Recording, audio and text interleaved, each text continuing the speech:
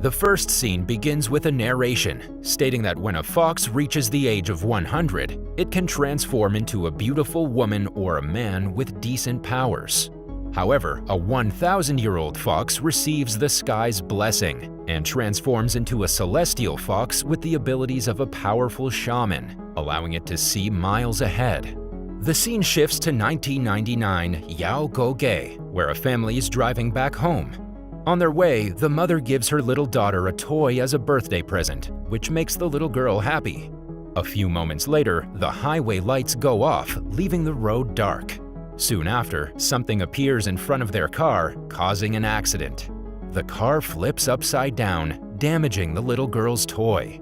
After a while, the little girl, Nam Jia, regains consciousness and discovers her parents hanging upside down.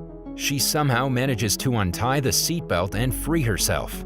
Upon doing so, she notices her parents' soul staring at her from outside the car, freaking her out.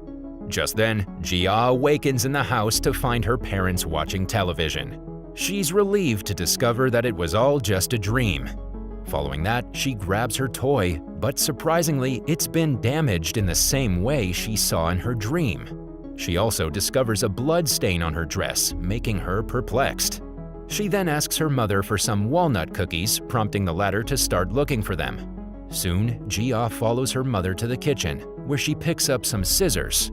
Her mother informs her that the cookies might have been finished, to which Jia responds that there shouldn't be any cookies at home because she's allergic to them.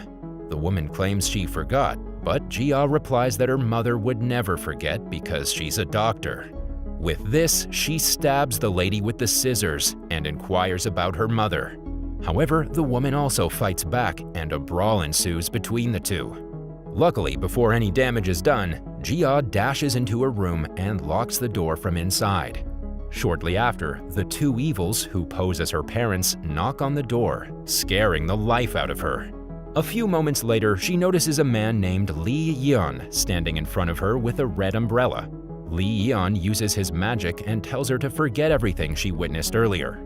Following this, she finds herself back at the accident site, where the police are investigating the car.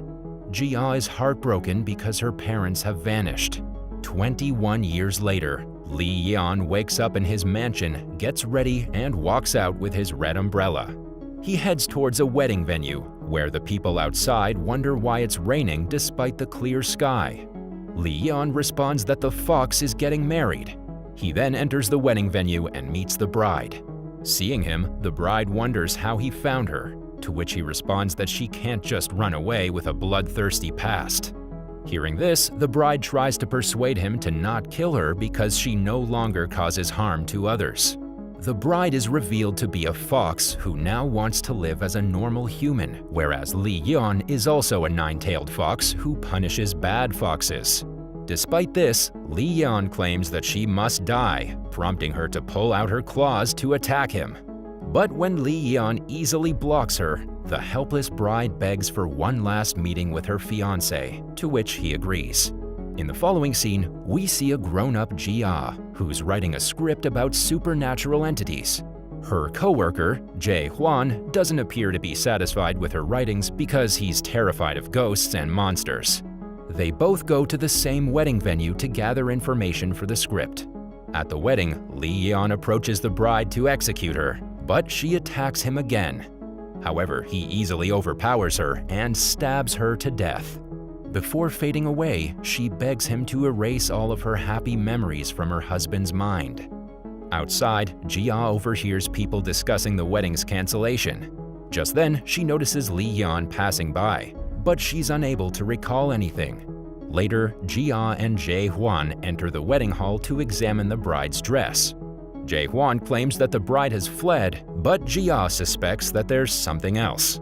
She then asks Jae Hwan to obtain the CCTV footage while she continues her investigation. Shortly after, she notices some hair in the bride's dress and takes it to the forensic lab for further examination. The forensic doctor claims that it's the hair of a red fox. Jia believes that red foxes are extinct, to which the doctor informs her about a fox reviving project that began in 2012. She still doesn't believe it because those foxes have GPS trackers and haven't yet arrived in Seoul.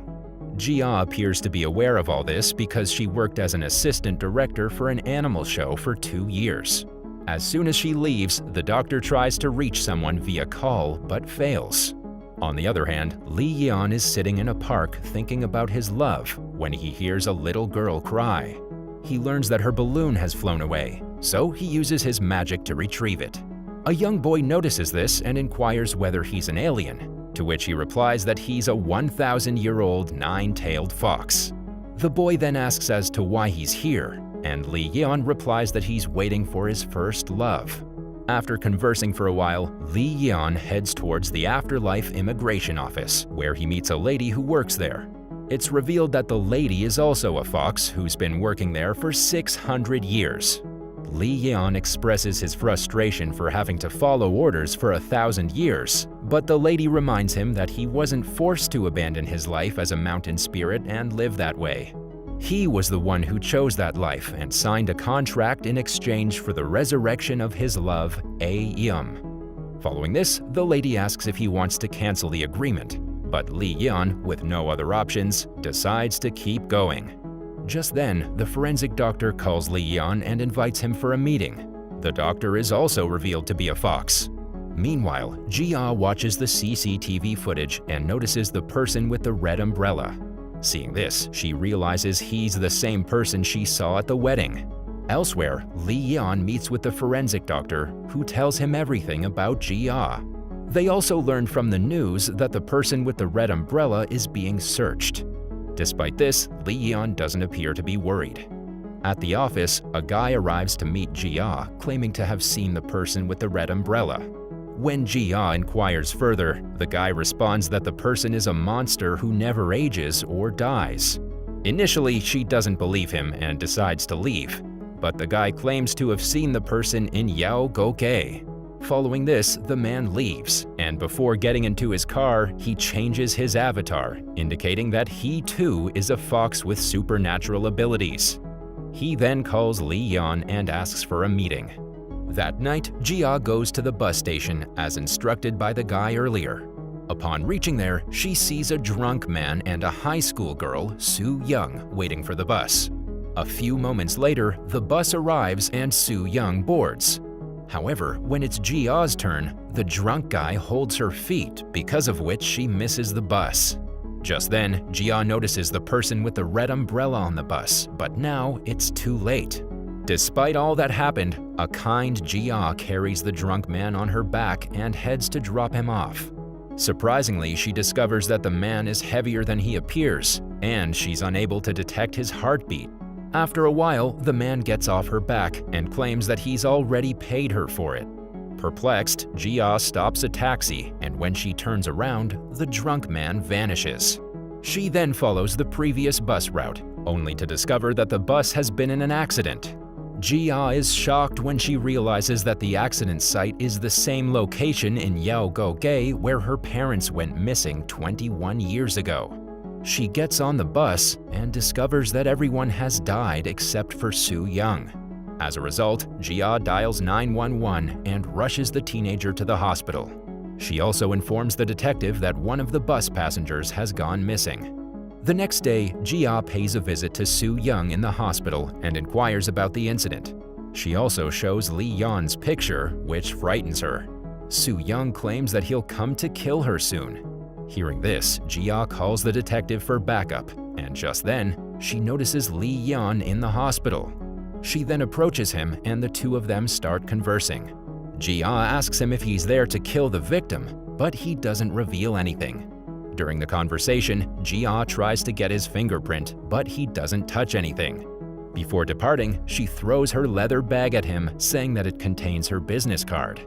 However, Li Yan tosses the bag back, claiming that he won't meet her again.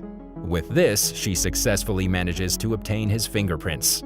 Later at night, Su Young screams aloud, and Jia rushes towards her. The teenager mentions that she must leave the hospital or risk being killed. Following this, Jia takes her to her place and lets her stay for the night. Meanwhile, Li Yan arrives at the hospital, but he's unable to find Su Young. The nurse gives him a message that Jia had left for him.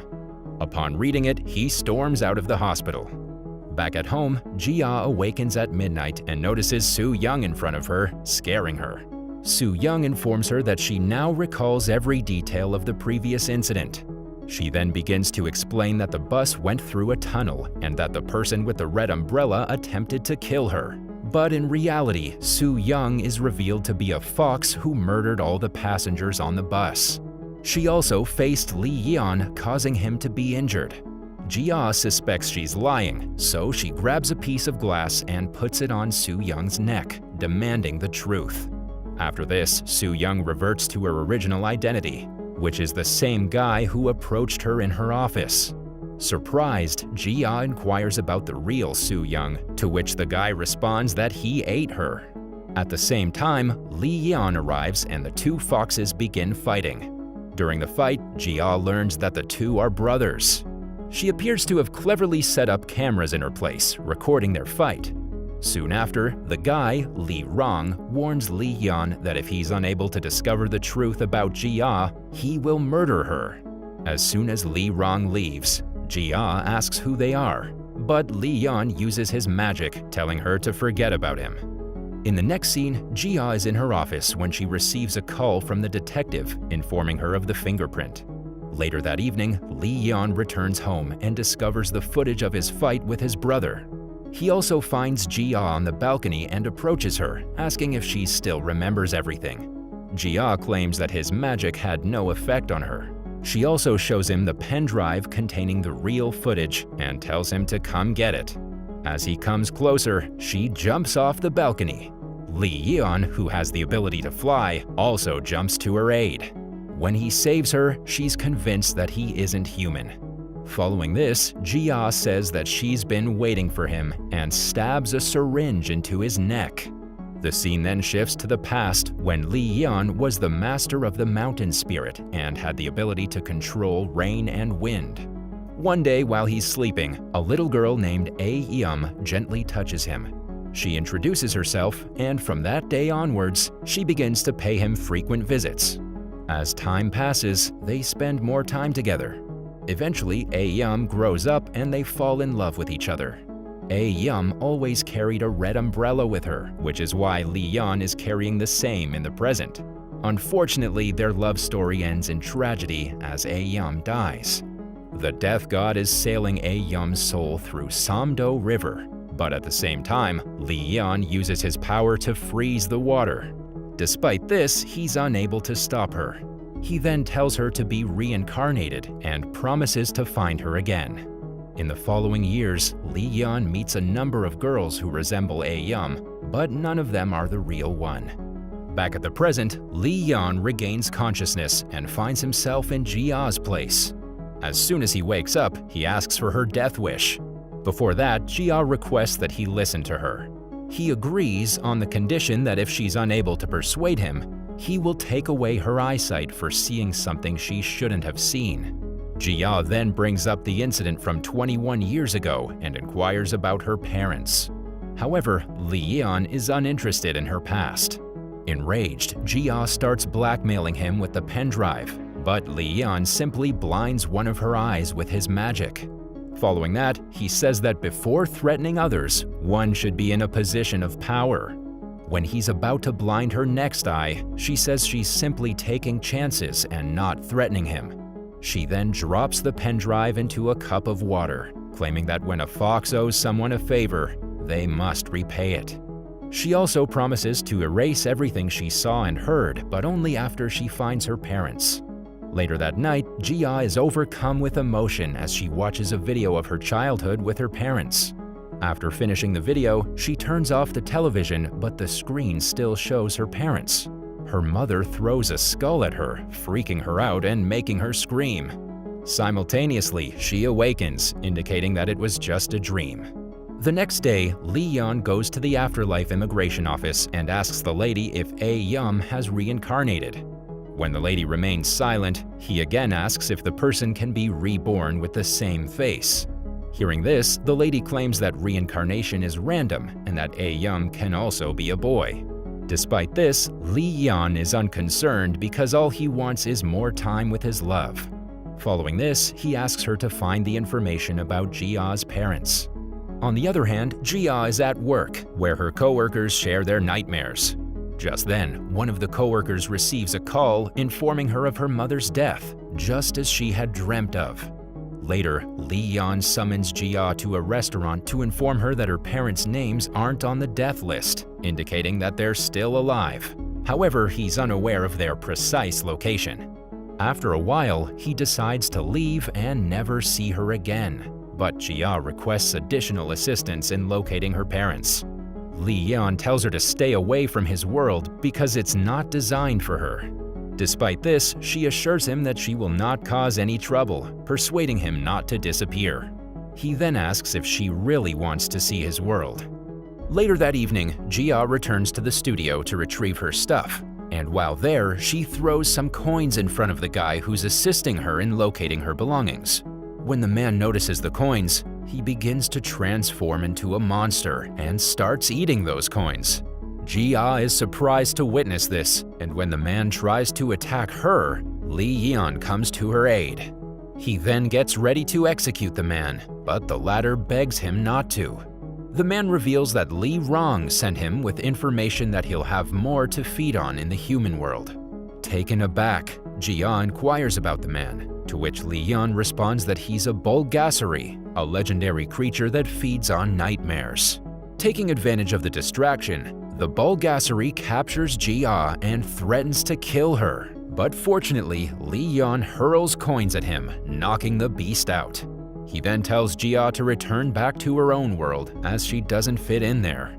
The scene then shifts to Zhangsan Point in the Yellow Sea, where some men are fishing. While they're at it, they come across a human skull with a golden tooth. After seeing the tooth, they realize that the skull belongs to their friend, Mr. Seo. They then contact the police, who initiate further investigation. Shortly after, Mr. Seo's daughter arrives and gets devastated by the news. Simultaneously, Li Rong approaches Mr. Seo's daughter and offers her a handkerchief. On the other hand, Li Yan goes to meet Li Rong in order to warn him to stay away from his love. During their conversation, Li Rong expresses his rage at Li Yan for abandoning his position as well as his own brother for the sake of love.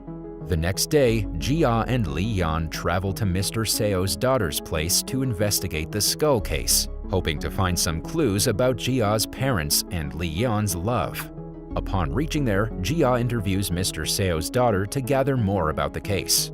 She also approaches several people for the investigation, but nobody is willing to talk to her.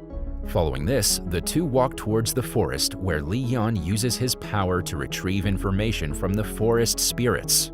A few moments later, a guardian tree spirit appears and greets Li Yan because he was the former master of the forest. The spirit reveals that something evil arrived on the island riding a typhoon and drove all the spirits away. She also claims that she wanted to leave but couldn't because her feet are bound to the tree. Hearing this, Jia cuts the rope and releases the spirit. In return, the spirit suggests she go to the north side to get her answers. They then travel north, and Jia finds the place to be familiar. She pulls out a photograph and realizes that her parents visited there when she was in her mother's womb. Later that night, Jia mocks and laughs at Li Yan. Seeing her laugh, he's reminded of A Yum and wonders if Jia is his love. He uses his magic to check if she's his love, but soon discovers that she isn't. The next morning, Li Yan shows a rare plant to some elderly village women and persuades them to speak with Jia. The women reveal that the skull case has occurred several times in the past. After learning of this, Jia contacts the detective, who informs her that the first case occurred in 1954. While on the phone, she notices Mr. Seo's friend running in fear. When she tries to approach him, he attacks her because he believes she's a ghost. The man tries to attack again, but Li Yan saves her. Shortly after, Li Yan applies some remedies to Jia's injured shoulder, but to his surprise, her skin color begins to change. Just then, Jia grabs his neck and reveals that she's the one he's been looking for. She then inquires as to why he murdered her. The scene then shifts 12 hours back, where one of Mr. Seo's friends is extremely thirsty. Out of desperation, he keeps his head inside the toilet and drowns to death. Later, Jia arrives and discovers a clump of hair from the dead body's mouth. Li Yan tells her that the hair has a similar smell from Mr. Seo's place. Just then, a seacoast shop owner arrives there and reveals that Mr. Seo and 3 of his friends were stranded in the middle of the sea for 28 days, with only 3 of them returning. With this, Li Yan deduces that more people will die, so Jia rushes out to rescue them. Meanwhile, Mr. Seo's daughter, Pyung-hee, is seen performing some rituals near the sea. She has a picture that consists of her father's 3 friends, one of whom appears to have died recently. On the other hand, we see Mr. Seo's other friend, who appears to be scared and hides inside a tent. He hears Mr. Seo's voice, and when he comes out of the tent, he notices a person without a head standing behind him, which causes him to flee in terror. In the following scene, we're introduced to Mr. Seo's final friend, who survived for 28 days. In the survivor's place, we see some paintings of the Dragon King. Mr. Seo's next friend is seen eating in an extremely hungry manner. A few moments later, Li Yan and Jia arrive at his house for further investigation. Initially, the man asks them to leave, but Li Yan twists his arm and threatens to reveal what happened in the boat for 28 days. The man then reveals that the 3 of them banded together and ate Mr. Seo's flesh to survive in the sea. Just then, the man begins to choke and eventually dies. Jia examines his mouth and finds a smattering of hair, just like in the previous case. On the seacoast, Pyung-hee is approached by Li Rong, who claims that her wish is about to come true because there's only one guy left. At the Afterlife Immigration Office, the lady, Taluipa, appears enraged because people who aren't on the death list are dying. Meanwhile, Jia and Li Yan visit the tent where one of the survivors has previously hidden. There, she discovers the same Dragon King's painting, and when she compares it to the previous ones, she notices that the dragon in the current one lacks feet. According to Jia, the dragon without feet is a snake named Imugi. In the next scene, we see Li Rong walking through the forest and coming across an abandoned well. A short time later, a woman in a white dress approaches him. They talk about resurrecting the creatures inside the well, for which they must sacrifice someone's life. It's then revealed that Li Yan once faced a powerful Imugi, which he killed and buried inside the well. The woman warns him that resurrecting the Imugi will endanger Li Yan's life. The woman then inquires as to why he wants to risk his own brother's life, to which Li Rong responds that he hates him. On the other hand, Li Yan asks Jia to return home because she's sensed something bad. However, she refuses to leave without finding out about her parents. Following this, Jia goes to Pyung-hee's house, where she finds her reading a book. When she notices the book, she realizes she isn't Pyung-hee. When questioned, she transforms back into her original avatar, who's none other than Li Rong. This makes Jia realize that he is the one who murdered all the survivors.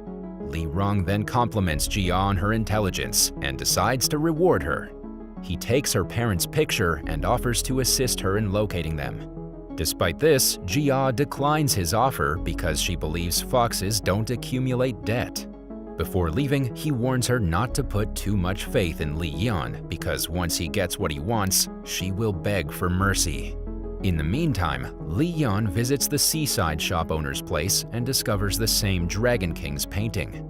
He demands that the painting be explained, and the shopkeeper responds that the Dragon King calms the storm. Furthermore, he claims that one of the village ladies bought them from the mainland for each and every house. Before departing, the shop owner informs him that Li Rong came to inquire about the location of Pyung-hee. Hearing this, Li Yan runs up to Jia, who informs him that Li Rong has just left. She advises him to leave because his brother's planning something big against him, but Li Yan is waiting for the same. During the conversation, he shares everything about his love. Elsewhere, the woman in the white dress begins the ritual. Meanwhile, Jia's coworker informs her about the similar skull cases that occurred in the past. Jia then notes all the past dates when the incidents occurred. Upon investigating those dates, she discovers that the incidents happened according to the lunar calendar on the same date, July 15th. Coincidentally, the present date is also the 15th of July. While she's on the phone, she notices the last survivor fleeing in terror, continuing the previous scene. The survivor attacks Jia, but Li Yan protects her from further harm. While Li Yan applies remedies to her shoulder, she grabs his neck, revealing that she is the one who he's been waiting for. She also asks why he killed her. The scene then shifts to the past, where Li Yan attempted to murder A Yum. A few moments later, Jia comes back to normalcy and has no memory of what has just happened. Soon after, Li Rong appears and begins attacking Jia, but Li Yan saves her. He then tells her to flee while he fights his brother. After running for a while, Jia notices a house and decides to go there. It turns out that the woman in the white dress owns the house. Jia approaches the woman and shows her a picture of her parents, inquiring about them. Strangely, the woman invites her to her home and offers a cup of water. However, Jia does not drink it because she doesn't consume anything from strangers. During the conversation, the woman lies about her parents, but Jia is able to sense it. As a result, she decides to walk away, but soon collapses due to the poisonous incense that have been lit inside the house. Elsewhere, Li Rong reveals that he only kept Li Yan engaged in the fight so that Jia could be kidnapped. He also mentions that Jia will be sacrificed soon for successfully completing the ritual. Hearing this, Li Yan rushes in search of her. Meanwhile, the woman ties a rope around Jia and prepares for the ritual. Eventually, it gets dark, and Li Yan, being a former master, orders nature to assist him in leading to Jia. A few moments later, a swarm of fireflies appears and lead him to Jia. The woman drags Jia to the abandoned well and attempts to sacrifice her life. But just then, Li Yan arrives at the scene. However, he's unable to cross the woman's borderline.